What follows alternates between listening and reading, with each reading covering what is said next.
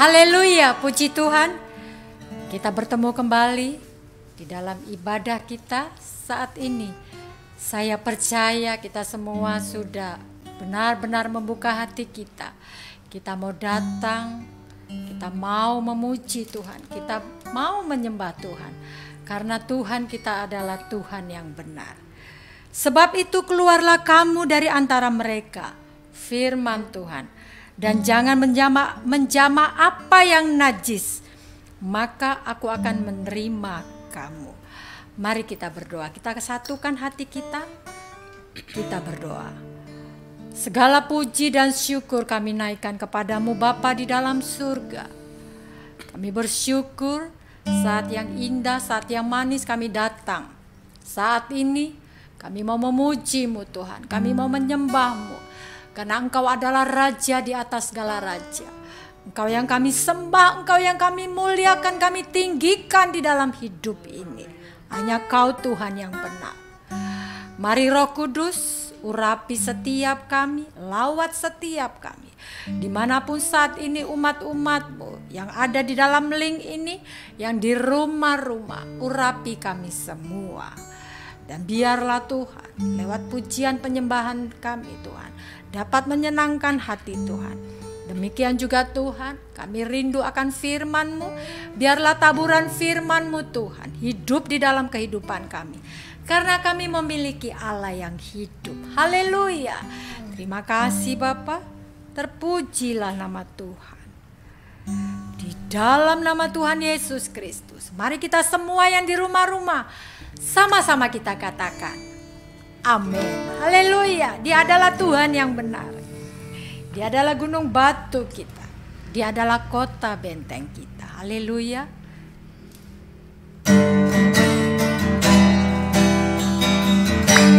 Mari kita menari, mari kita puji Tuhan dengan segenap hati kita, dengan kekuatan kita. Haleluya. Kau gunung batuku dan Kau kota bentengku, tak akan ku ragu. Kau menjamin hidupku, Kau keselamatanku, dan Kau yang membelaku, tak akan ku takut. Kuasa-Mu di dalamku, walau badai menerpa di dalam hidupku ini, namun tangan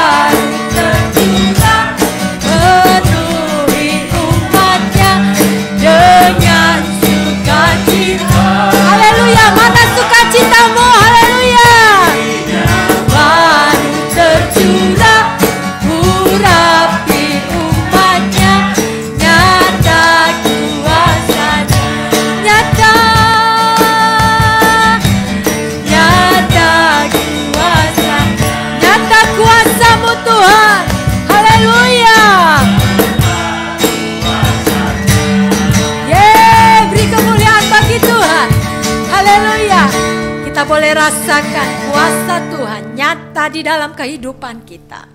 Roh Kudusnya tercurah di rumah-rumah, dimanapun saat ini kita berada umat-umat Tuhan. Roh Kudusnya telah tercurah bagi kita. Haleluya, haleluya. Mari kita datang menyembah Tuhan. Haleluya. Roh Kudus,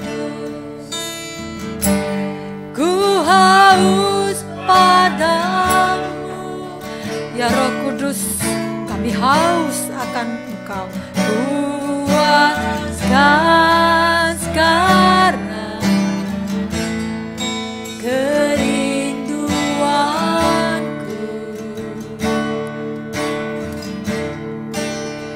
Ya Roh Kudus, Kau penuntunku. Pimpin langkah kami Tuhan, pimpin langkahku untuk taat selalu. Panggil dia, panggil dia. Ya Roh Kudus, ya Roh Kudus, kami haus padamu Tuhan. Puaskan sekarang kerinduanku.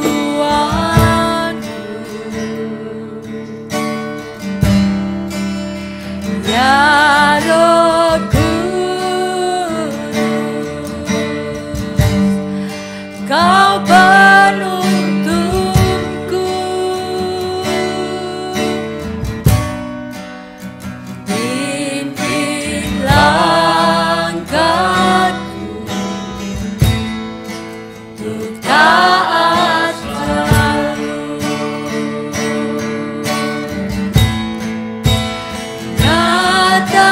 Nyatakan kemuliaan-Mu di tempat ini ya Tuhan Allahku.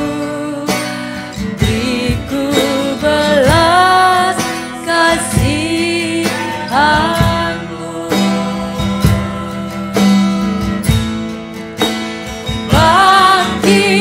Bangkitkan Roh-Mu di dalamku, nyatakan kuasa nama-Mu. Yesuslah Tuhan. Oh haleluya. Yesuslah Tuhan. Haleluya.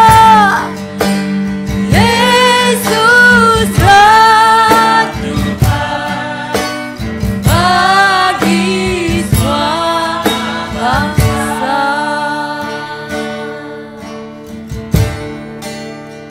Ya Roh Kudus, ku haus akan-Mu.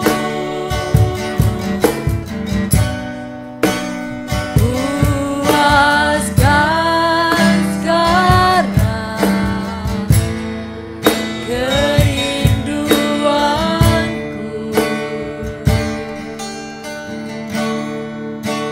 Ya Roh Kudus, Kau penuntunku.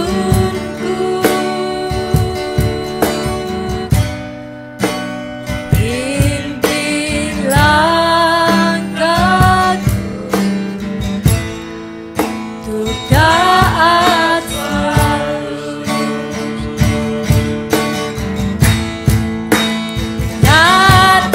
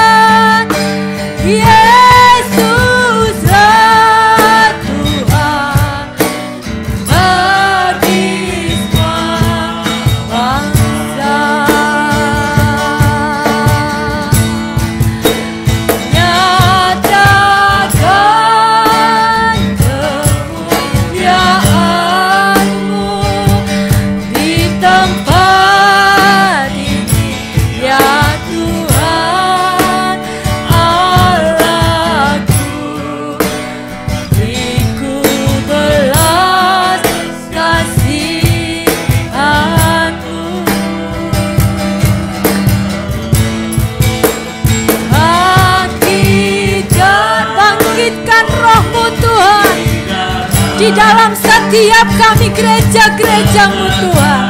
Nyatakanlah kuasa-Mu, oh Yesus Tuhan.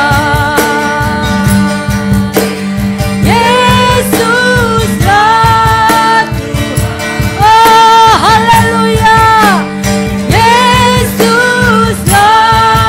Tuhan. Bagi nyatakan kemuliaan-Mu Tuhan, nyatakan kemuliaan-Mu di bumi seperti di surga. Oh, kemuliaan-Mu di tempat ini ya Tuhan Allahku, beriku belas kasihan-Mu.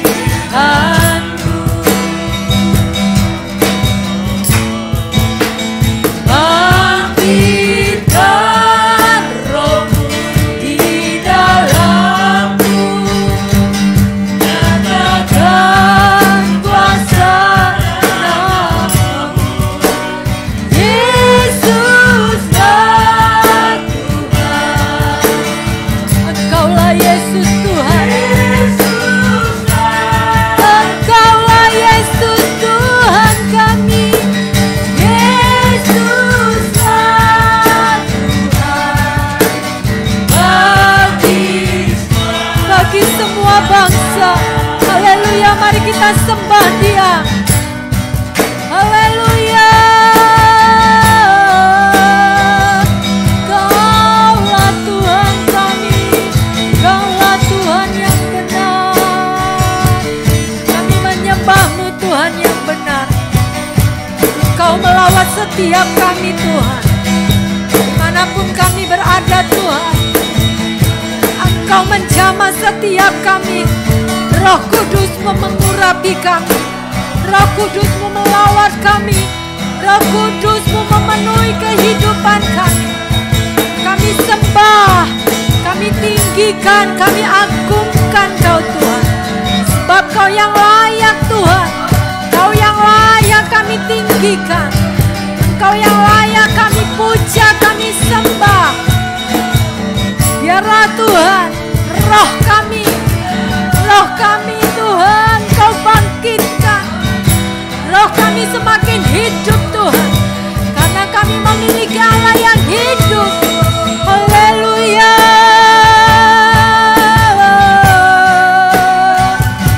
Puaskan kami Tuhan, puaskan kami Tuhan.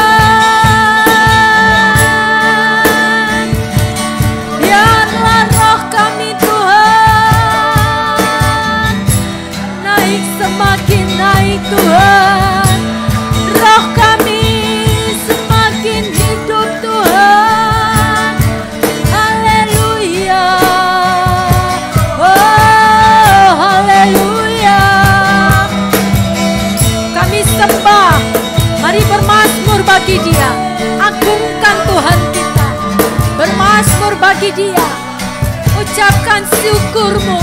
Mari kita bersyukur, mari kita bersyukur bahwa Tuhan begitu baik, bahwasanya kasih-Nya tak pernah berubah. Oh, biarlah belas kasihan-Mu Tuhan mengalir, mengalir. Haleluya. Glory. Haleluya. Haleluya.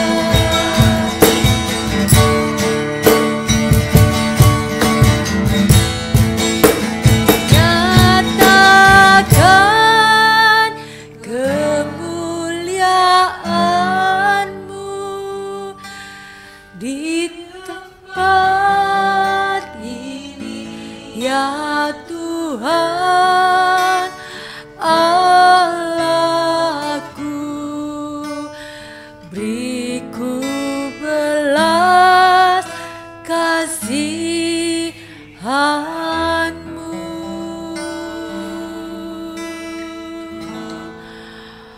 Bangkitkan rohmu di dalamku, nyatakan kuasa namamu, Yesuslah. Panggil dia, panggil dia, panggil Tuhan kita, Yesuslah Tuhan, Yesuslah Tuhan, bagi semua bangsa, nyatakan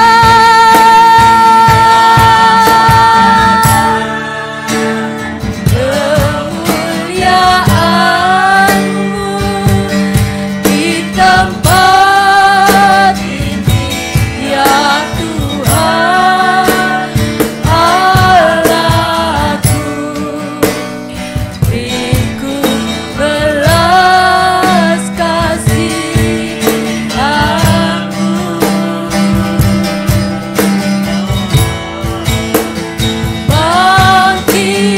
bangkitkan rohmu, ya Tuhan, di dalam setiap kami. Oh, nyatakan kuasa namamu, Yesuslah. Panggil dia, panggil Tuhan kita, Yesuslah Tuhan, Yesuslah Tuhan, bagi semua bangsa. Dialah Yesus Tuhan bagi semua bangsa. Haleluya, haleluya, haleluya. Terima kasih Tuhan Yesus. Terima kasih Bapa di dalam surga. Terima kasih Tuhan. Haleluya, haleluya Tuhan. Bapa, kami bersyukur Terima kasih. pada saat ini kami boleh menghampiri tahta-Mu yang kudus. Tidak ada yang lebih indah di dalam hidup kami selain daripada kami bisa berjumpa dengan Tuhan. Menikmati hadirat-Mu, menikmati kebaikan Tuhan, jamah mereka semua Tuhan.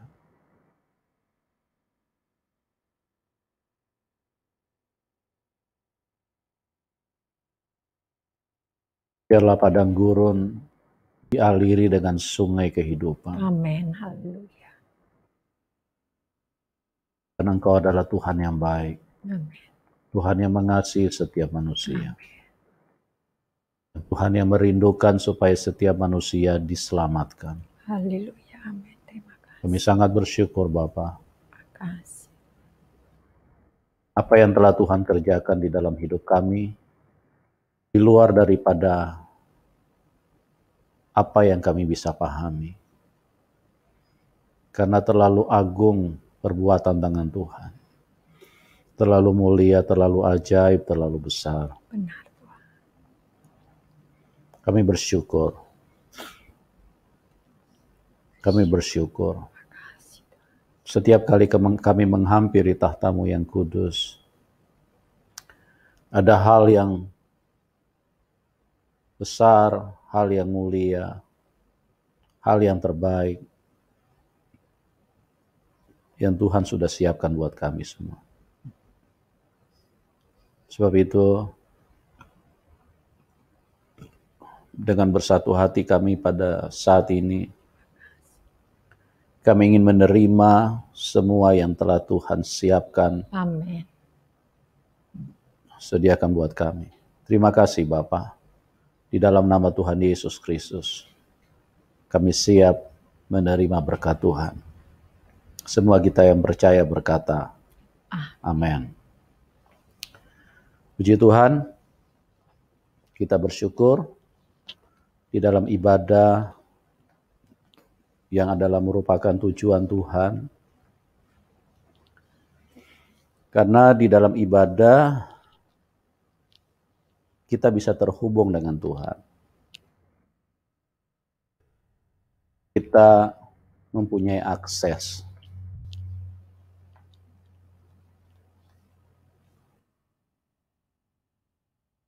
Oleh sebab itu kita sangat bersyukur kepada Tuhan dan kerjakanlah ibadahmu dengan sungguh-sungguh. Kerjakanlah keselamatanmu dengan takut dan gentar. Carilah Tuhan selagi Ia masih dapat ditemui.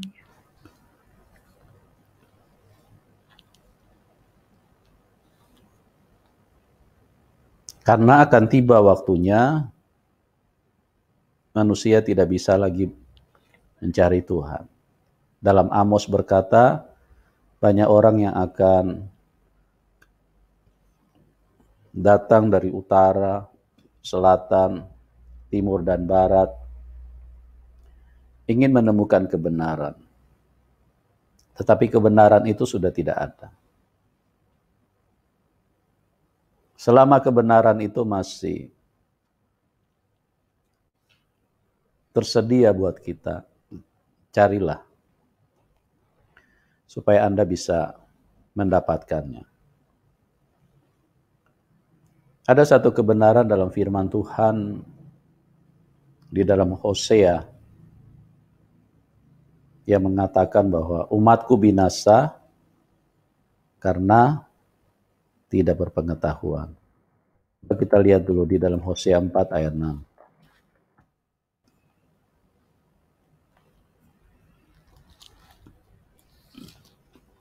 Hosea 4 ayat 6. Demikian firman Tuhan, umatku binasa karena tidak mengenal Allah. Karena engkaulah yang menolak pengenalan itu, maka aku menolak engkau menjadi imamku. Dan karena engkau melupakan pengajaran Allahmu, maka aku juga akan melupakan anak-anakmu. Ya. Banyak orang binasa karena tidak berpengetahuan atau tidak mengenal Allah. Tentu di sini kita harus memberikan perhatian sedikit lebih serius. Memberikan sorotan yang lebih tajam. Karena ayat ini menyangkut kebinasaan daripada manusia itu sendiri. Dan yang lebih menariknya, yang harus kita garis bawahi, dikatakan di situ bahwa umatku, ya, umatku binasa. Ini bukan orang kafir, ini bukan orang mafia, ini juga bukan orang pencuri, perampok, pembunuh, dan lain-lain yang dikategorikan sebagai orang yang melanggar hukum atau orang yang berbuat dosa. Tetapi di sini menarik untuk kita perhatikan, Alkitab berkata umatku. Umatku. Saya ulangi sekali lagi. Umatku binasa karena tidak mengenal Allah. Coba kita baca ulang ayat ini. Umatku binasa karena tidak mengenal Allah. Karena engkaulah yang menolak pengenalan itu. Ya, engkaulah yang menolak pengenalan itu. Maka aku menolak engkau menjadi imamku. Terus? Dan karena engkau melupakan pengajaran Allahmu, maka aku juga akan melupakan anak-anakmu. Ya. Tentu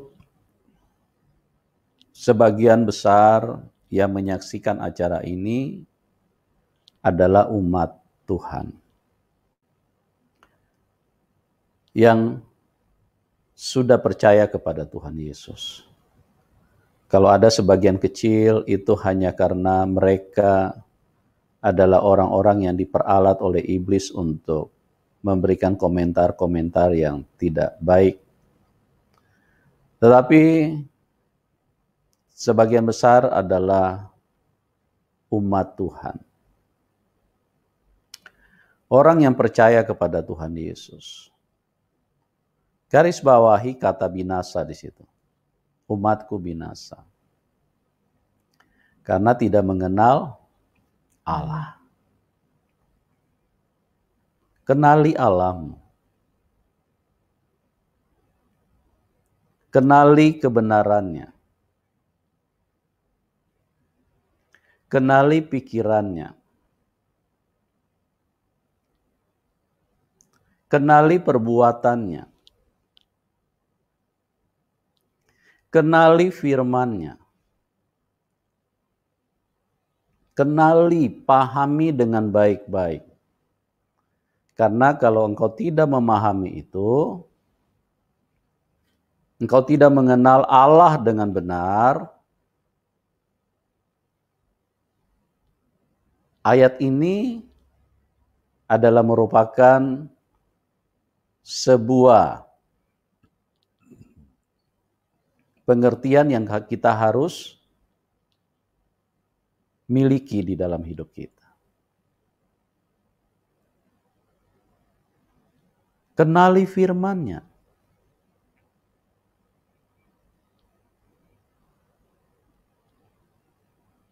Banyak orang yang tidak memahami firman secara utuh.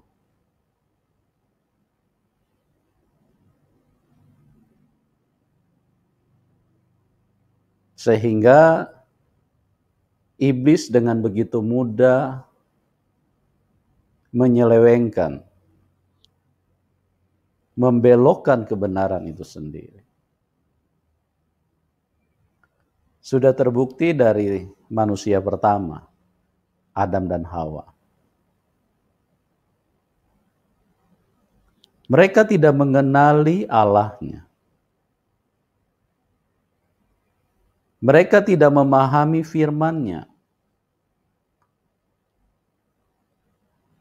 Tuhan berbicara kepada mereka, tapi mereka tidak menangkap, tidak memahami. Tidak paham dengan kebenaran itu.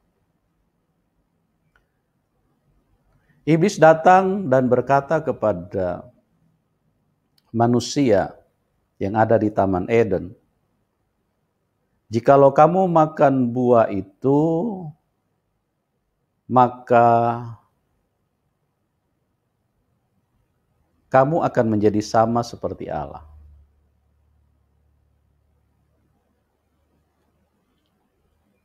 Di sisi lain, sebelum iblis datang, biasanya yang palsu itu selalu datang belakangan. Iblis itu biasanya datang belakangan, tidak pernah datang duluan.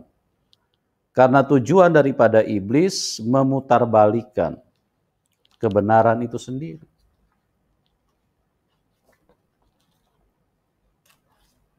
Banyak orang yang berkata bahwa Alkitab sudah palsu. Sebetulnya bukan Alkitab yang palsu, tapi keterangan yang menyatakan bahwa Alkitab itu sudah dipalsukan, itulah yang palsu. Itulah berita dari setan yang tidak dimengerti oleh banyak orang.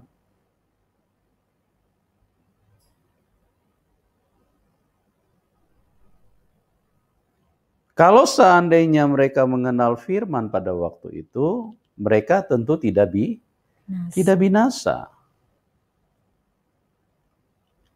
Umatku binasa karena tidak mengenal Allah. Karena engkaulah yang menolak pengenalan itu.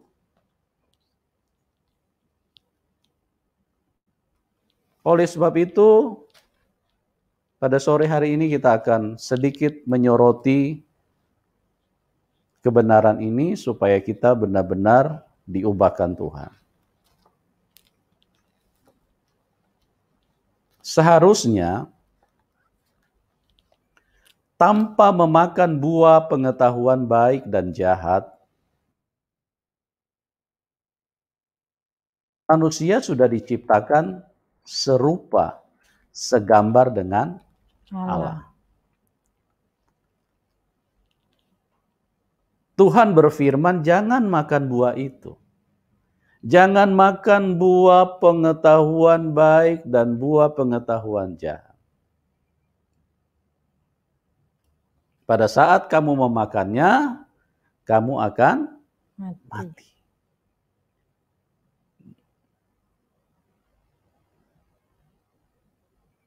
Manusia pertama, Adam dan Hawa, mereka tidak mengenal firman. Tidak memahami perkataan Tuhan. Tuhan sudah berbicara dengan jelas, jangan kamu makan buah itu, nanti kamu akan mati. Tapi iblis datang dan berkata, jikalau kamu makan buah itu, ini berita yang kontradiktif. Maka kamu akan menjadi seperti Allah. Ya, makanya saya perhatikan banyak sekali yang muncul yang menentang kebenaran. Mereka menyangkal ketuhanan daripada Tuhan Yesus. Saya sebagai hamba Tuhan hadir untuk meluruskan itu supaya kebenaran yang sesungguhnya jangan sampai diselewengkan oleh orang-orang yang dipakai setan. Yang menyatakan Alkitab sudah palsu dan Tuhan Yesus bukan Tuhan. Ini sama dengan iblis, ini sama. Ini lihat baik-baik ini. Iblis berkata kalau kamu makan, maka kamu akan menjadi sama seperti Allah. Seharusnya tanpa makan buah itu, manusia sudah diciptakan seperti Allah. Sama seperti Allah, segambar dengan Allah. Nah, ngeri sekali kehidupan ini kalau kita tidak mengenal firman-Nya. Terlalu sering saya mendengarkan bahasa seperti ini. Tuhan menghukum manusia. Dan saya percaya bahasa seperti ini bahasa yang acap kali kita dengar di telinga kita. Bahkan ini muncul dari pendeta-pendeta juga. Ya, saya tidak sedang menjustifikasi siapapun. Tetapi saya sedang menjelaskan sebuah kebenaran. Tuhan menghukum mereka. Jangan sampai kamu dihukum oleh Tuhan.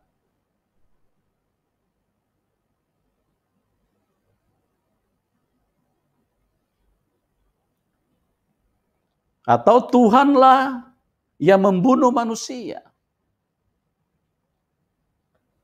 Kematian manusia itu adalah sesuatu yang diinginkan oleh Tuhan. Kita nggak usah terlalu jauh, kita bahas satu saja dulu. Nanti Tuhan hukum kamu. Nah, bahasa seperti ini tanpa disadari sebetulnya manusia sedang menyuarakan firman dari setan, perkataan dari setan. Karena saya mempelajari Alkitab, Tuhan tidak pernah menghukum. Tuhan tidak pernah menghukum.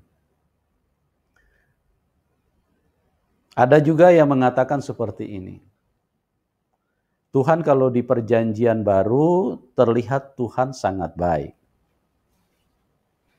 Tetapi kalau di perjanjian lama kelihatannya Tuhan kejam. Nah, perkataan seperti ini bukan perkataan firman. Ini perkataan dari setan. Jadi seolah-olah dinyatakan di situ bahwa Tuhan Yesus berubah-ubah. Hari Senin dia baik, hari Selasa dia darah tinggi, terus kemudian hari Rabu dia baik lagi, hari Kamis dia berubah lagi.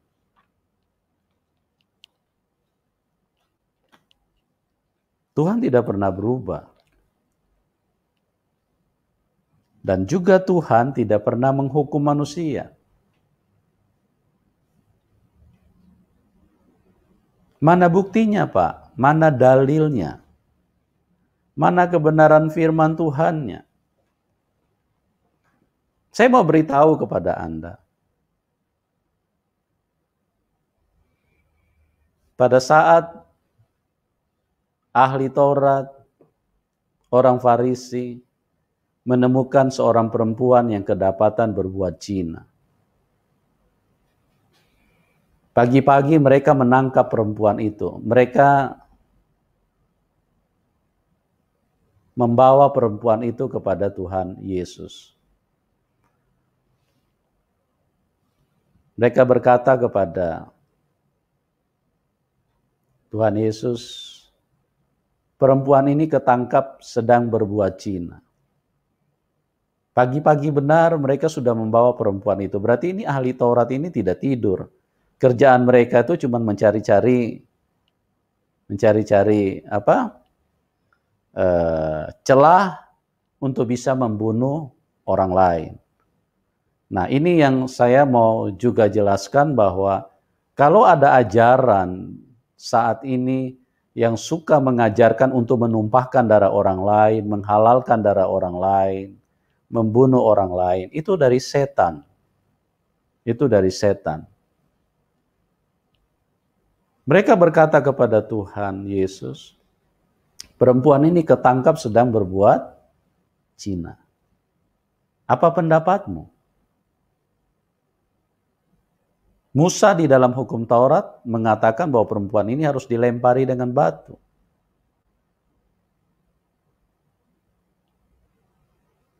Apa jawab Tuhan Yesus di situ?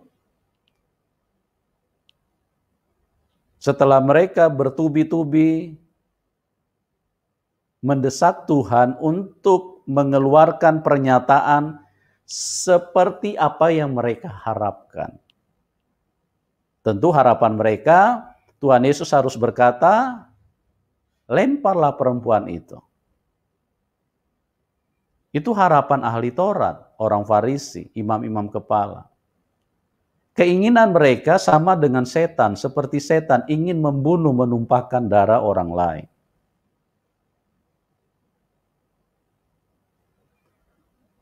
Tuhan Yesus tidak menjawab untuk beberapa saat.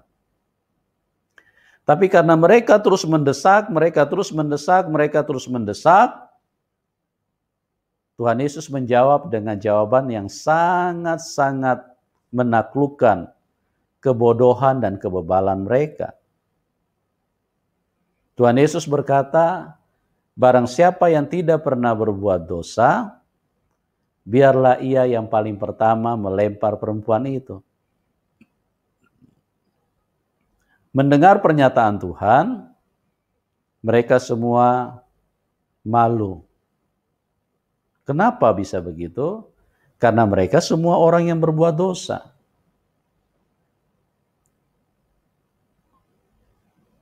Jadi perhatikan baik-baik. Bahasa yang sering kali kita dengar bahwa Tuhan menghukum. Tuhan suka menghukum. Nanti Tuhan hukum kamu. Nanti Tuhan hukum kamu.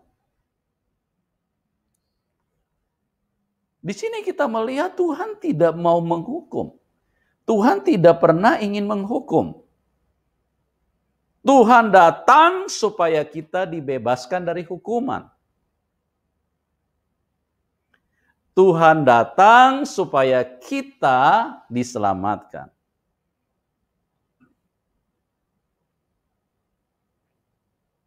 Kalau seandainya mereka ahli Taurat, imam kepala, orang Farisi, tidak berjumpa dengan Tuhan Yesus pada saat itu, maka perempuan yang kedapatan berzina itu sudah mati pada saat itu.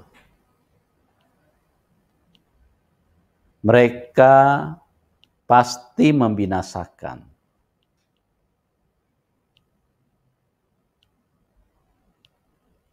Tapi kita melihat di sini Tuhan yang baik, Tuhan tidak pernah menghukum.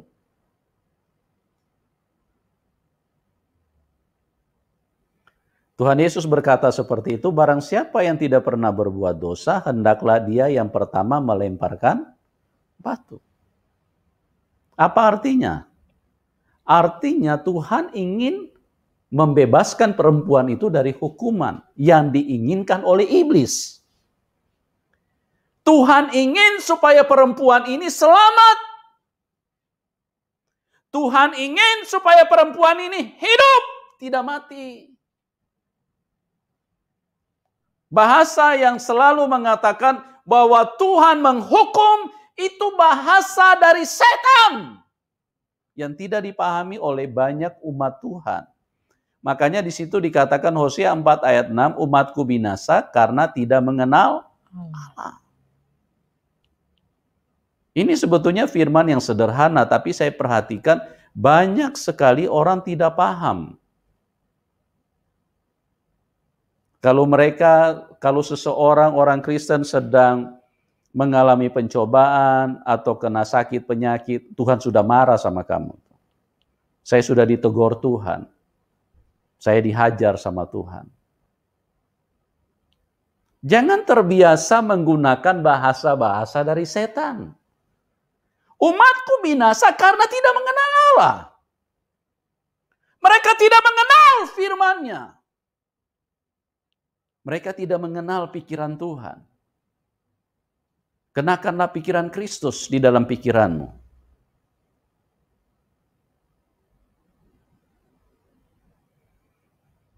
Lakukanlah pekerjaan-pekerjaan seperti yang Tuhan Yesus lakukan. Nah, gereja apa yang dilakukan? Pekerjaan apa yang Anda lakukan? Halo? Pekerjaan apa yang Anda lakukan? Apakah sama dengan Tuhan Yesus lakukan?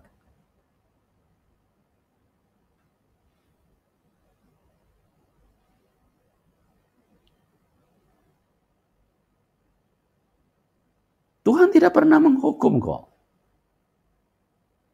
Tuhan datang supaya kita diselamatkan. Makanya dia disebut juru selamat. Dia Tuhan yang baik. Itu sebabnya kenalilah Allahmu. Milikilah pengetahuan firman itu secara benar.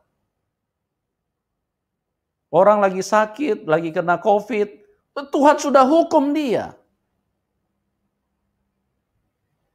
Ini seringkali terdengar dari mulut umat Tuhan. Bahkan juga dari, mohon maaf, dari pendeta-pendeta. Tuhan hajar dia. Ini bukan bahasa Tuhan. Ini bukan firman dari Tuhan.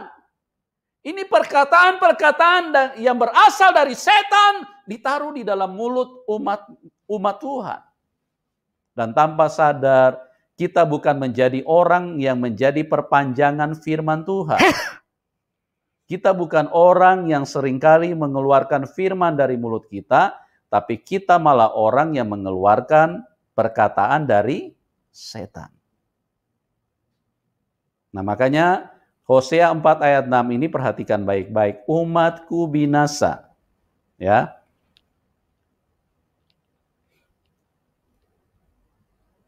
Kita perlu renungkan baik-baik supaya kita berhati-hati. Jangan sampai umat Tuhan binasa karena tidak mengenal Allah.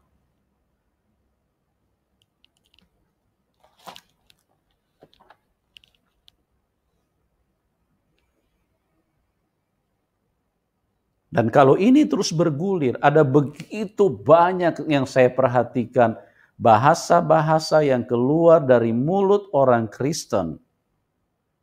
Sebetulnya itu bukan firman. Jadi orang Kristen ini tidak menjadi firman.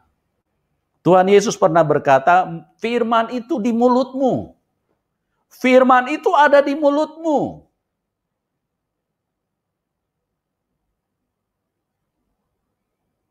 Tapi yang keluar dari mulut umat Tuhan, yang keluar dari mulut orang Kristen, yang keluar dari mulut orang percaya, perkataan yang berasal dari setan. Nah, makanya jangan kaget kalau Tuhan sudah menyatakan itu dari Hosea 4 ayat 6. Umatku binasa karena tidak mengenal Allah. Jadi, kenapa saya angkat ayat ini? Supaya kita menjadi bijak, menjadi cerdas di dalam roh. Kita mengenal Tuhan secara benar. Ya. Banyak sekali Bapak Ibu yang saya perhatikan ternyata kita ini tidak mengenal Tuhan secara benar.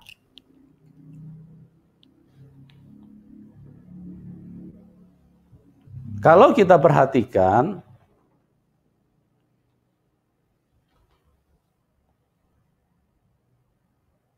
apa yang menjadi rencana Tuhan di dalam kehidupan kita?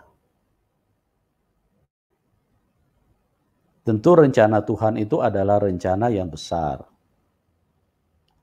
Rencana yang sangat spektakuler.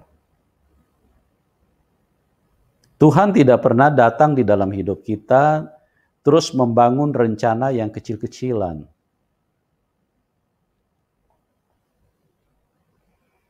Dia Allah yang besar. Dia Tuhan yang besar. Pasti dia punya rencana yang besar.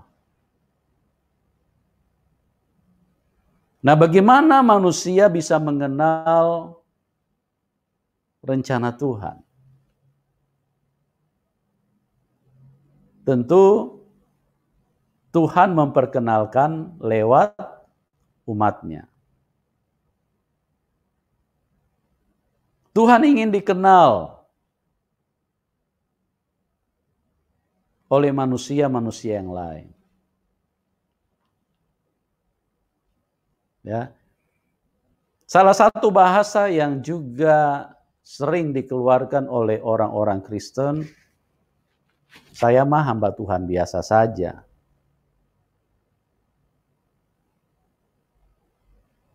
Kalau didengar sepintas terlihat, ya cukup rendah hati. Tapi kalau kita lihat lagi kebenaran firman Tuhan, ini bukan persoalan rendah hati. Ini persoalan tidak mengenal Allah. Makanya perhatikan baik-baik. Umatku binasa karena tidak mengenal Allah. Saya mah hamba Tuhan biasa saja. Saya mau jadi orang Kristen biasa saja. Saya orang Kristen awam.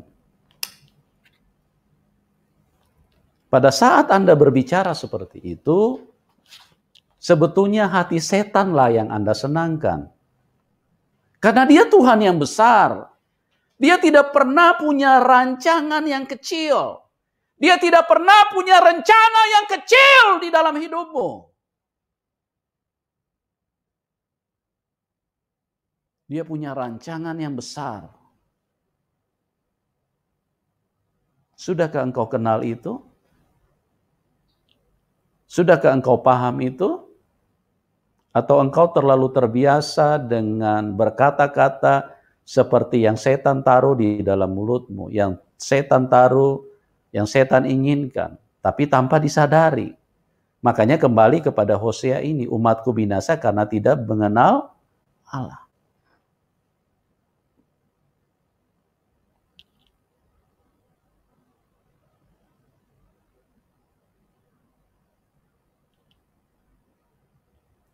Kenalilah Dia.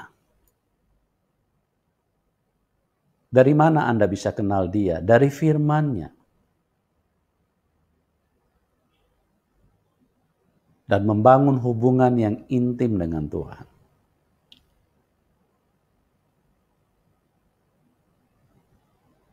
Kenalilah Dia.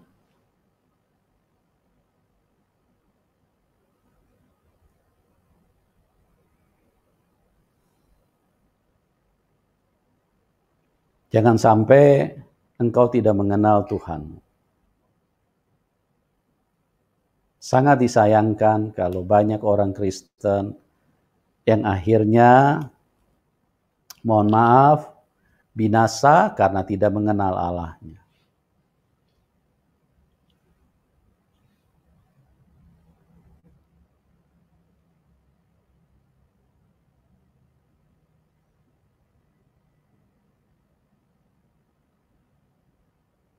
Kalau kita perhatikan di dalam hidup ini, di dalam Efesus 1 ayat 19 dikatakan, betapa hebat kuasanya bagi kita yang percaya kepadanya. Coba dibacakan Efesus 1 ayat yang ke-19. Dan betapa hebat kuasanya bagi kita yang percaya. Betapa hebat kuasanya bagi kita yang percaya. Sesuai dengan kekuatan kuasanya. Sesuai Amin. dengan kekuatan kuasanya. Rancangan Tuhan adalah rancangan yang besar. Bukan rancangan yang kecil-kecilan. Rancangan yang kecil-kecilan itu karena setan menghambat manusia supaya manusia menjadi kecil terus.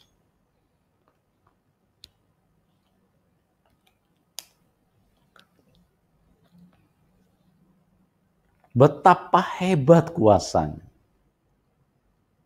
bagi kita yang percaya.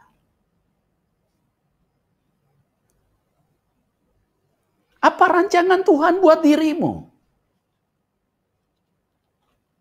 Rancangan Tuhan supaya engkau benar-benar menjadi luar biasa di dalam hidup ini. Amin. Rancangan Tuhan supaya engkau memiliki pelayanan yang sama yang seperti dilakukan oleh Paulus.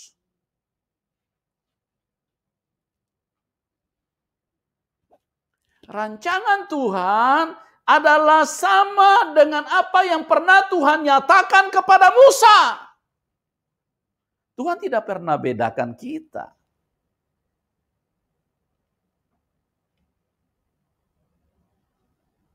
Tuhan tidak pernah bedakan kita. Kalau kita menjadi berbeda saat ini, itu hanya karena responmu yang salah. Kenapa bisa responmu menjadi salah? Karena engkau terlalu sering mendengarkan perkataan dari setan. Itu sebabnya orang Kristen selalu berkata, saya mah orang Kristen biasa-biasa saja. Saya orang awam. Saya tidak terlalu mengerti firman Tuhan. Itu bahasa yang sudah seharusnya Anda tinggalkan, karena itu tujuan setan di dalam hidupmu. Belajarlah mengeluarkan bahasa-bahasa yang seperti firman nyatakan di dalam kehidupan manusia. Betapa hebat kuasanya bagi kita yang percaya.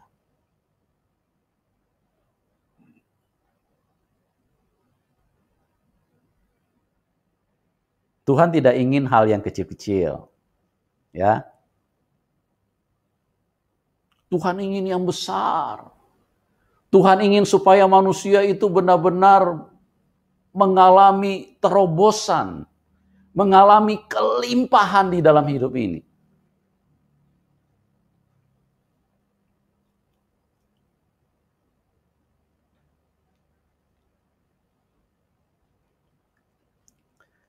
Coba kita lihat di dalam Yohanes 10 ayat yang ke-10.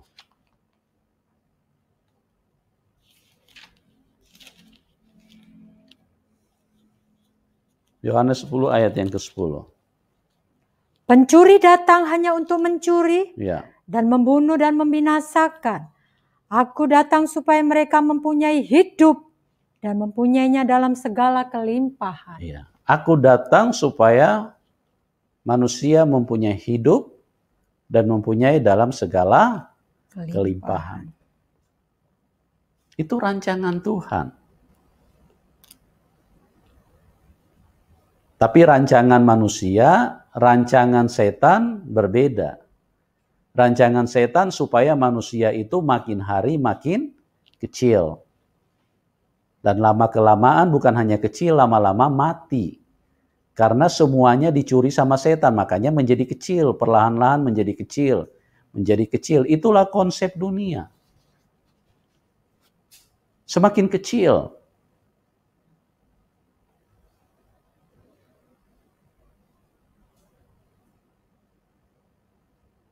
Dulu saya ingat tahun-tahun 70-an, itu rumah besar-besar, halamannya besar. Semakin ke sini, semakin kecil. Ya. Tapi ada yang berkata, "Oh, ada rumah yang besar." Ya, itu hanya karena dia orang kaya. Makanya dia bisa beli rumah yang besar. Bagi orang yang uangnya pas-pasan, dia tidak bisa beli rumah besar. Itu tujuan setan di dalam hidup ini.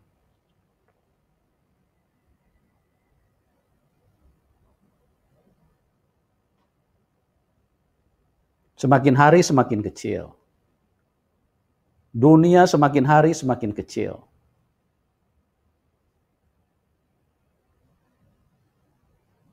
Semakin kecil, malah semakin mahal. Itu artinya semakin mempersulit kehidupan manusia.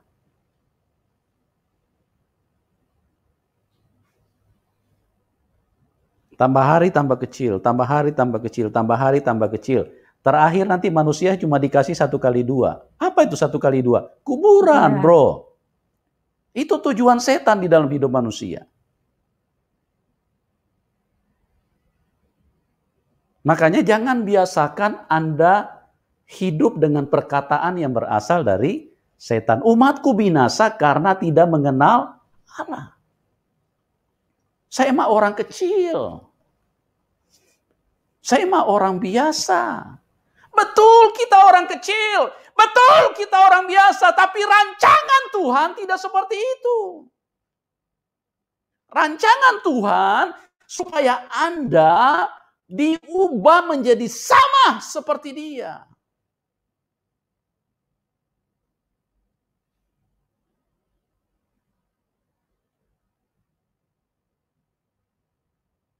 Aku datang.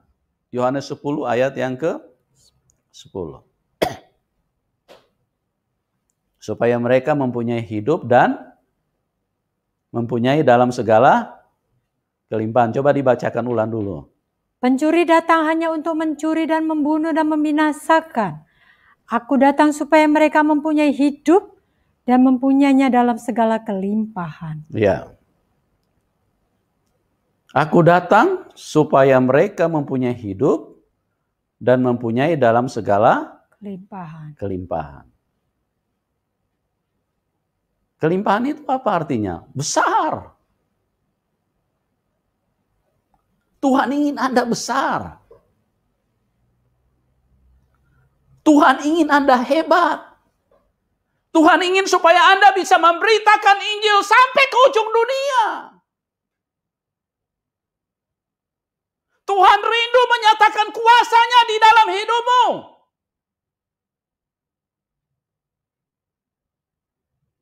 Tuhan ingin pakai setiap manusia untuk menjadi luar biasa di dalam hidup ini.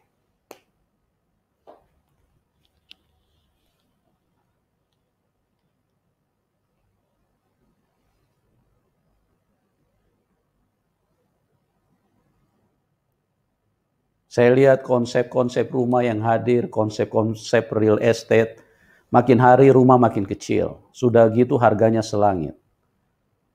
Terakhir saya dengar rumah ukurannya 5x6. Itu yang ditawarin kepada manusia. Harganya juga bikin jantung terkejut. Tidak murah. Itulah dunia. Nah terakhir, dunia punya rancangan supaya nanti Anda dapatnya cuma 1x2. Apa itu 1x2? Kuburan. Itu tujuan dunia. Makanya kenallah Allahmu. Umatku binasa karena tidak mengenal Allahnya. Kenallah Tuhanmu. Kenallah Allahmu. Kenal Bapamu. Supaya engkau berubah di dalam hidup ini. Tuhan punya rancangan yang besar di dalam kehidupan manusia. Aku datang supaya mereka mempunyai hidup dan apa? Dan mempunyainya dalam segala kelimpahan. Tidak ada yang kecil-kecilan di dalam Tuhan. Ya. Tuhan ingin supaya bangkit orang-orang seperti Daud. Tuhan ingin supaya orang-orang bangkit seperti Paulus. Tuhan ingin orang-orang supaya bangkit seperti Musa. Nah, kalau Anda berpikir, apa mungkin saya bisa seperti Paulus? Nah, kalau Anda dengar suara seperti itu, Anda jangan percaya, itu perkataan setan. Itu rancangan Tuhan. Tuhan tidak pernah merancang yang kecil-kecilan di dalam hidup ini. Kita ingat satu peristiwa di mana Tuhan Yesus pernah memberi makan 5.000 orang laki-laki loh. Belum termasuk perempuan dan anak-anak. Kita baca di dalam Matius 14 ayat 19 dan seterusnya, coba. Lalu disuruhnya orang banyak itu duduk di rumput, dan setelah diambilnya 5 roti dan 2 ikan itu, Tuhan Yesus menengadah ke langit dan mengucap berkat, lalu memecah-mecahkan roti itu dan memberikannya kepada murid-muridnya. Lalu murid-muridnya membagi-bagikannya kepada orang banyak. Dan mereka semuanya makan sampai kenyang. Kemudian orang mengumpulkan potongan-potongan roti yang sisa 12 bakul penuh. Yang ikut makan kira-kira 5.000 laki-laki. Tidak termasuk perempuan dan anak-anak. Ya, itulah Allahmu. Itulah Tuhanmu. Itulah Bapamu. Kenali Dia secara baik-baik. Jangan sampai engkau tidak mengenal Dia. Umatku binasa karena tidak mengenal Allahnya. Tidak mengerti firman-Nya. Sehingga bahasa yang keluar dari mulutmu bukan bahasa firman. Tapi perkataan dari setan. Maaf ya teman-teman. Mungkin engkau tidak memaki-maki orang. Mungkin engkau tidak mengeluarkan kata kebun binatang. Ya. Tetapi bahasa-bahasa seperti, saya mah orang kecil-kecilan saja. Saya mah orang biasa saja. Saya mau jadi jemaat biasa saja. Itu bahasa sama. Sama, itu produk setan teman-teman. Cuma hadir di dalam umat Tuhan, kelihatannya seolah-olah manusia rendah hati, kelihatannya seolah-olah orang Kristen lagi rendah hati, padahal bukan. Itu bukan rendah hati. Itu bahasa setan yang sudah masuk di dalam perkataan, di dalam mulutmu. Dan ini harus berubah. Tidak boleh. Umatku binasa karena tidak mengenal Allah. Kok bisa begitu? Iya, tidak mengenal Allah. Tidak mengenal firman-Nya. Pada mulanya adalah firman, firman bersama dengan Allah. Dan firman adalah Allah. Firman-Nya berkata, betapa hebat kuasanya. Nah, kuasanya ini mau diserahkan kepada siapa? Halo? Efesus 1 ayat 19, dan betapa hebat kuasanya bagi orang yang percaya kepadanya. Mau diserahkan kepada siapa kuasa itu? Apa mau ditinggalkan di surga sana? Karena Anda tidak mau menerimanya? Karena Anda menolak Tuhan? Karena Anda menolak kebenaran?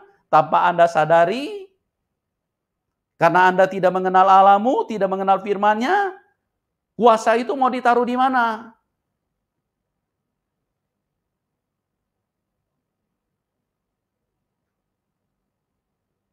Kuasa itu mau ditaruh di mana, teman-teman? Itu disediakan buat kita. Itu diserahkan buat anak-anaknya. Supaya apa? Supaya engkau bisa mengguncang dunia ini dan memenangkan banyak jiwa buat Tuhan. Tuhan punya rancangan yang besar di dalam hidupmu. Bukan kecil-kecilan.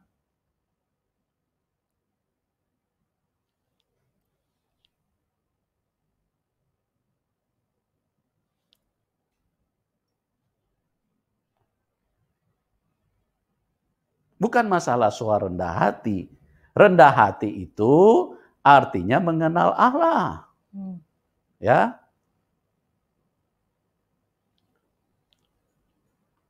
Tapi kalau engkau tidak mengerti firman, tidak mengenal Allah, tanpa manusia sadari, tanpa umat Tuhan sadari, mereka sebetulnya sementara meninggikan setan. Tapi mereka nggak sadar. Saya mah orang biasa saja. Ikut Tuhan biasa-biasa saja. Itu bukan rancangan Tuhan. Kita lihat dulu satu kebenaran firman Tuhan di dalam Lukas. Lukas 22. Ya. Lukas 19 ayat 22 sampai 27. Lukas 19 ayat 22 sampai dengan 27. Katanya kepada orang itu, Ya. hai hamba yang jahat, Hai hamba yang jahat. aku akan menghakimi engkau menurut perkataanmu sendiri. Ya. Engkau sudah tahu bahwa aku adalah orang yang keras, yang mengambil apa yang tidak pernah aku taruh, dan yang menuai apa yang tidak aku tabur. Jika demikian, mengapa uangku itu tidak kau berikan kepada orang yang menjalankan uang? Ya. Maka sekembaliku aku dapat mengambilnya serta dengan bunganya. Nah, Tuhan punya rancangan yang besar. Tuhan punya kerinduan supaya apa yang dia miliki itu benar-benar terlihat hasilnya. Ya, terlihat hasilnya. Karena rancangannya besar, tujuannya besar. Terus kita lihat. Lalu katanya kepada orang-orang yang berdiri di situ, ambillah mina yang satu itu daripadanya, dan berikanlah kepada orang yang mempunyai 10 mina itu. Ya, sabar sampai di situ dulu. Saya mau jelaskan, ini kalau Anda mau baca lebih lengkap dari ayat-ayat sebelumnya, karena kita waktu terbatas, saya ambil ayat dari 22 saja. Kisahnya ini tentang Tuhan memberikan minah ya kepada hamba-hambanya. Ada yang dipercayakan 5, ada yang dipercayakan 2, ada yang dipercayakan 1. Ya. Masing-masing menurut kesanggupannya. Bukan menurut keinginan daripada yang mempunyai mina. Tapi masing-masing menurut kesanggupannya. Nah, yang diberi 5 itu menghasilkan 5 mina. Jadi dia memiliki 10 mina atau talenta. Di bagian lain disebut sebagai talenta. Yang kedua, kesanggupannya menerima 2. Jadi dia diberikan 2. Nah, yang satu ini, si kecil-kecilan ini, dia cuma mau menerima 1, kesanggupannya cuma 1. Ya, saya mah orang kecil, saya mah orang biasa saja. Ya, saking kecilnya, sampai dia koid, sampai dia putus nafas, tidak ada satupun yang dia hasilkan. Inilah yang Tuhan ingin supaya kita benar-benar mengenal Allah kita. Mengenal tujuan rancangan Tuhan seperti apa di dalam hidup manusia. di dalam umatnya. Ya, sebetulnya semua manusia itu Tuhan merindukan menjadi umatnya. Cuma banyak orang yang memilih mengikuti setan secara terang-terangan. Nah, yang memilih ikut Tuhan Yesus ini pun juga harus mengenal Allahnya dengan baik. Supaya apa? Supaya tidak binasa sama dengan seperti orang yang tidak mengenal. Orang-orang yang tidak percaya kepada Tuhan. Nah, kita lihat di sini, katanya tadi apa? Hai hamba yang jahat. Ya. Terus ayat 24 ulang. Kita lihat. Lalu katanya kepada orang-orang yang berdiri di situ, ambillah mina yang satu itu. Ambillah mina yang satu itu dari padanya, terus, dan berikan kepada orang yang mempunyai 10 mina itu. Dan berikanlah kepada orang yang mempunyai 10 mina. Ya. Karena yang 10 mina ini tadi dia kesanggupannya terima 5. Dia menghasilkan 5. Jadi dia punya 10 mina. Nah, coba kita perhatikan baik-baik. Ini menarik sekali ini untuk kita mengenal tujuan dan rancangan Tuhan di dalam hidup kita. Ayat 25. Kata mereka kepadanya, Tuan, ia sudah mempunyai 10 mina. Nah, ini orang-orang yang tidak mengerti rancangan Tuhan. Mereka pikir Tuhan lebih tertarik dengan hal yang kecil-kecilan. Kata mereka kepadanya, Tuan, ia sudah mempunyai 10 mina. Kan kasihan dong, dia cuma 1, kenapa diambil lagi? Atau enggak, yang 1 ini diambil diserahkan kepada yang 4, yang 2 menghasilkan 2. Tetapi lihat tujuan Tuhan. Tuhan ingin memberi kepada orang yang mempunyai 10 mina. Yang terbesar yang Tuhan cari. Yang terbesar yang Tuhan inginkan. Yang terbesar yang menjadi rancangan Tuhan. Yang terbesar yang menjadi kerinduan Tuhan. Tuhan ingin supaya kita semuanya bisa 10 mina.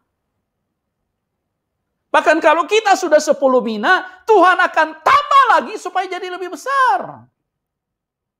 Kata mereka kepadanya, Tuan, ia sudah mempunyai 10 mina. Ya, hati-hati loh. Kalau engkau tidak mengenal Allahmu, maka engkau bisa binasa. Ya, saya sedang berbicara kebenaran. Saya tidak punya tujuan apapun. Hati-hati. Ayat 26. Jawab Tuhan. Tuhan. Ya. Jawabnya, aku berkata kepadamu, setiap orang yang mempunyai, kepadanya akan diberi. Ya, setiap orang yang mempunyai, kepadanya akan diberi. Supaya engkau besar. Supaya engkau berkelimpahan. Aku datang supaya mereka mempunyai hidup dan mempunyai dalam segala kelimpahan. Tuhan tidak pernah kecil-kecilan. Dia Allah yang besar. Dia Allah yang hebat. Dia Allah yang menciptakan langit dan bumi. Dia Allah yang sangat besar. Dia punya tujuan sangat besar di dalam hidupmu. Kenali dia. Ya, kenali dia. Jangan sampai sudah umur 60 tahun buka kitab Hosea saja nggak bisa-bisa. Begitu disuruh buka kitab Hosea, dia buka yang paling terakhir, dia cari terus di situ. Sampai robek itu kertas-kertasnya, Anda tidak ketemu.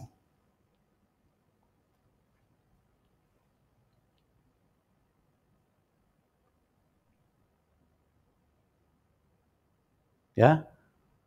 Makanya juga tadi seperti yang saya katakan di awal, banyak orang termasuk pendeta loh. Maaf ya, sekali lagi saya tidak menjustifikasi dan tidak menghakimi siapapun.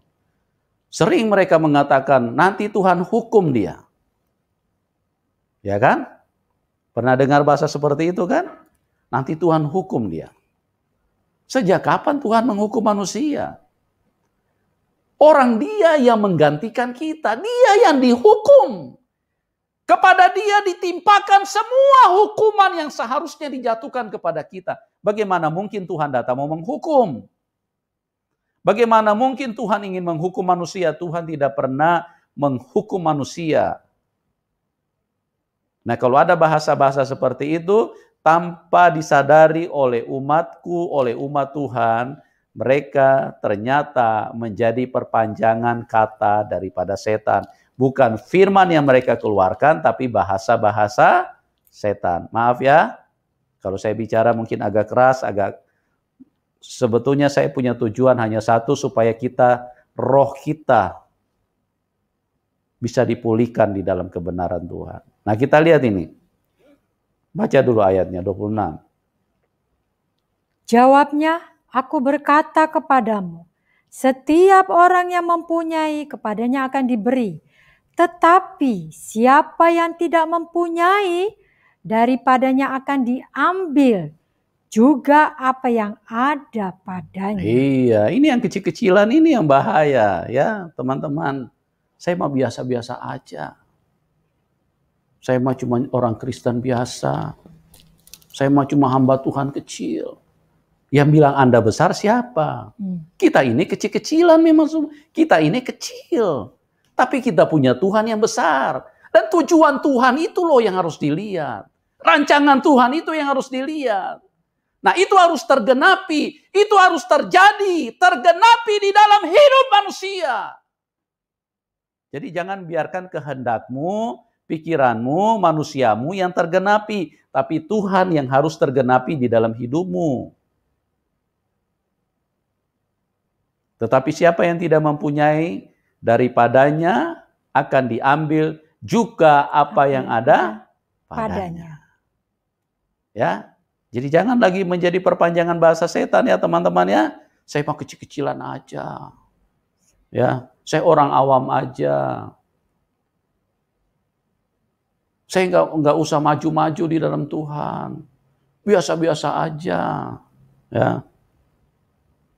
Jangan, ini membuat Anda nanti binasa umat Tuhan. Anda sudah percaya Tuhan Yesus, tapi maaf ya, Anda binasa karena Anda tidak mengenal Allahmu. Kenalilah Dia dengan firman-Nya. Ayat 27. Akan tetapi, semua seteruku ini yang tidak suka aku menjadi rajanya, bawalah mereka kemari dan bunuhlah mereka di depan mataku. Iya. Tuhan ingin supaya Anda besar. Itu rancangan Tuhan. Itu rencana Tuhan. Karena Dia Allah yang besar. Bagaimana orang bisa mengenal Allah kita? Bagaimana orang bisa mengenal Tuhan Yesus kalau Anda kecil-kecilan terus di dalam hidup ini? Ya. Sekali lagi, bangkit dan milikilah, terimalah Efesus 1 ayat 19, dan betapa hebat kuasanya bagi orang yang percaya kepadanya. Kita dipanggil dan dirancang untuk mengguncang dunia ini. Ingat, 12 rasul, orang yang tidak terpelajar. Memang mereka orang kecil, tapi Tuhannya besar. Dan rancangan Tuhan adalah rancangan yang besar. Dunia terguncang secara luar biasa. Sehingga seluruh dunia saat ini mengacu kepada firman yang ditulis oleh para rasul dan nabi. Mereka bukan orang terpelajar. Tapi rancangan Tuhan itulah yang besar di dalam hidup manusia.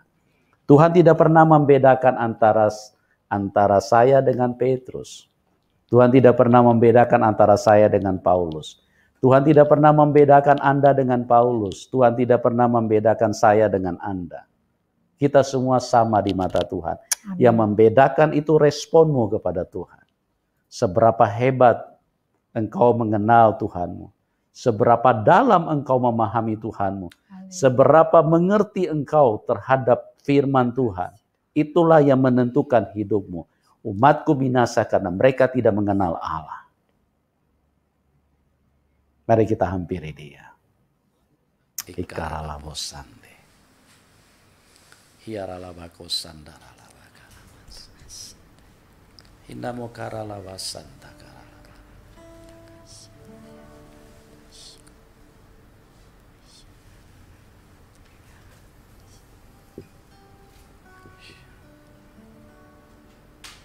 Mari kita katakan pujian tadi, ya Roh Kudus.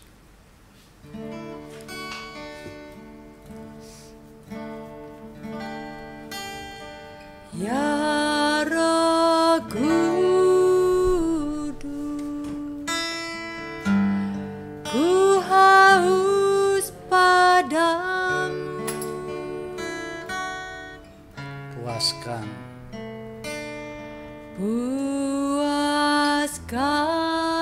sekarang kerinduanku. Katakan ya Roh Kudus. Ya Roh Kudus,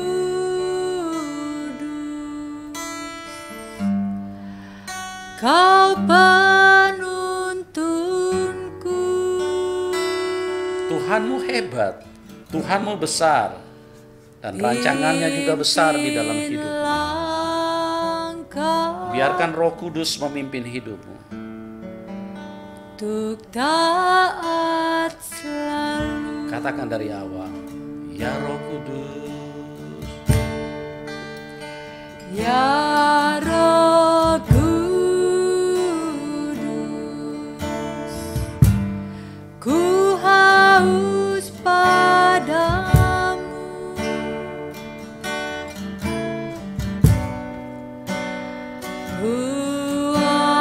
Puaskan sekarang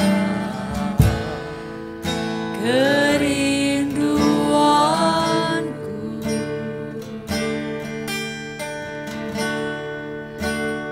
Ya Roh Kudus, Amin Tuhan Yesus.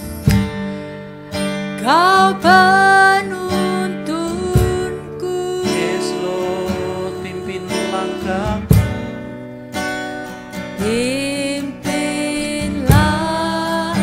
aku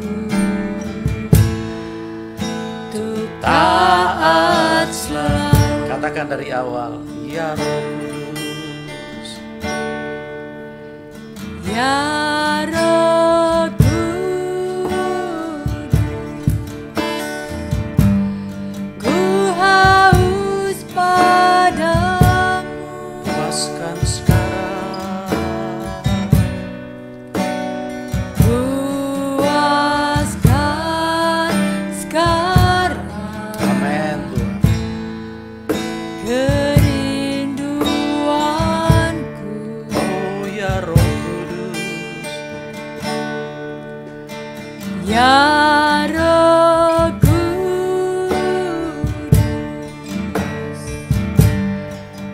Kau penuntunku. Oh, pimpin langkahku. Pimpin langkahku untuk taat selalu. Sekali lagi katakan dari awal, ya Roh Kudus. Ya Roh Kudus, ku haus padamu. Puaskan sekarang. Puaskan sekarang kerinduanku. Oh ya Roh Kudus. Ya Roh Kudus, Kau penuntunku. Kau penuntunku. Oh, pimpin langkahku. Pimpin langkahku Amin Tuhan. untuk taat selalu. Mari kita sembah Dia, nyatakan.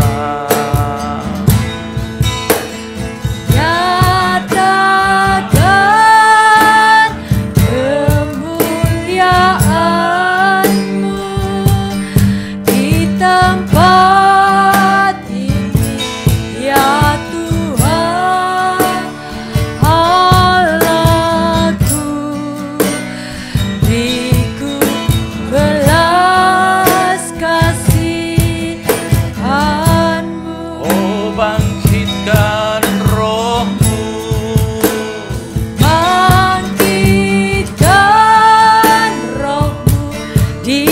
dalamku, nyatakan kuasa nama. Oh, Yesuslah Tuhan. Katakan, Yesuslah Tuhan. katakan, Yesuslah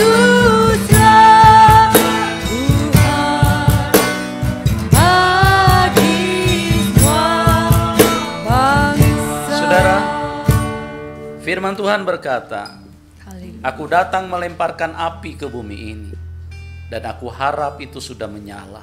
Amin. Tetapi api itu belum menyala. Karena sampai saat ini Tuhan menunggu kebangkitan daripada gerejanya. Tuhan merindukan, Tuhan menanti akan kebangkitan Daud. Tuhan rindu akan muncul lagi orang seperti Paulus. Tuhan rindu ada seperti Petrus. Tuhan rindu ada seperti Elia. Tuhan rindu supaya Musa bangkit kembali.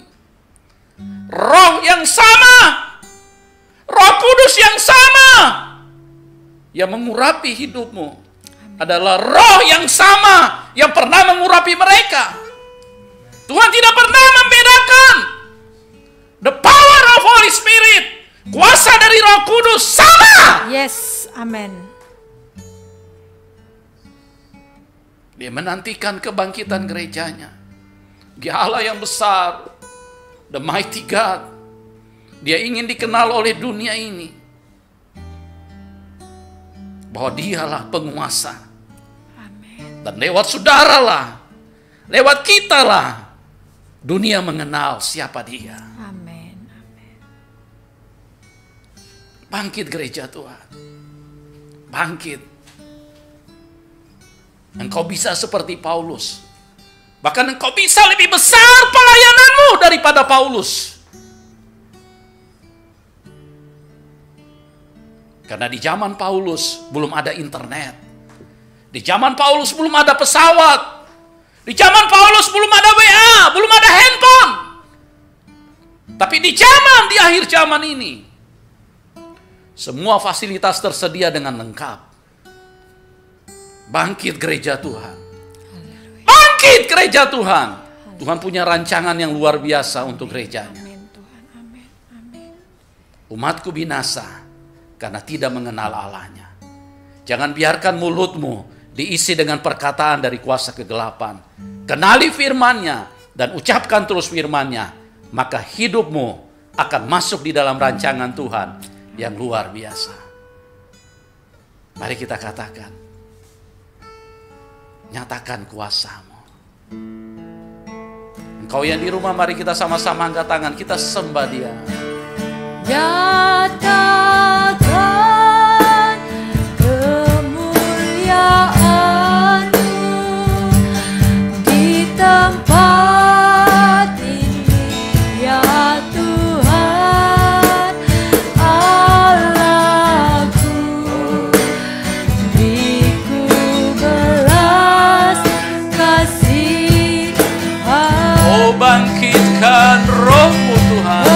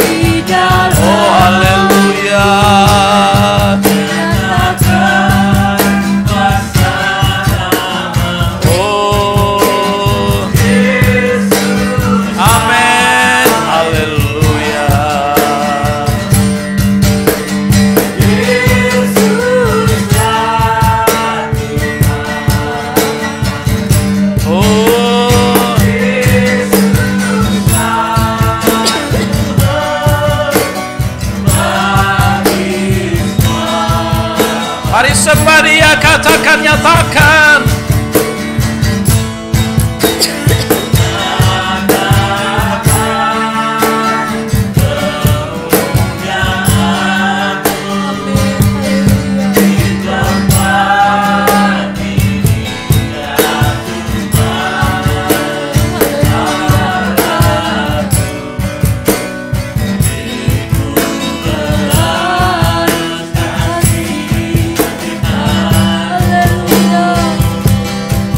Bangkitkan rohmu,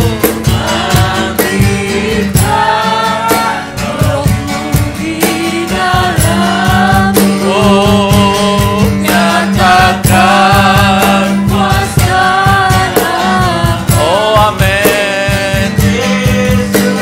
Yes Lord. Oh Yesuslah, oh Yesuslah Tuhan. Yesuslah, bagi semua. Sekali lagi katakan, nyatakan.